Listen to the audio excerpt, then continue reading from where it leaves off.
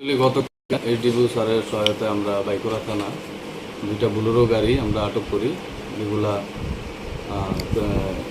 Cruelty two animal act ভায়োলেশনে আমরা দুইটা গাড়ি থেকে মোট 17টি গরু আমরা এবং গাড়িরও সিজ করি এবং এগুলো এখন তো এই ব্যাপারে একটা কেস রেজিস্টার হয় বাইকুড়া থানাতে 325 BNS এবং the cruelty two animal act সেকশনে এবং এমবি অ্যাক্টের 11 সেকশনে কেস রেজিস্টার হয়।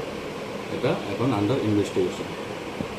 এটা আমরা একটা কেস নিয়েছি এবং এটা আমরা তদন্ত করছি। যদি এরকম হয় তাহলে আইনানুগ ব্যবস্থা আমরা গ্রহণ করব।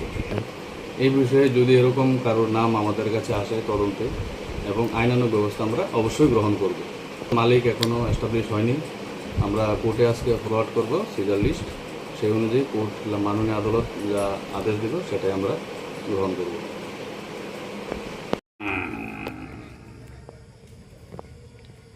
Wow.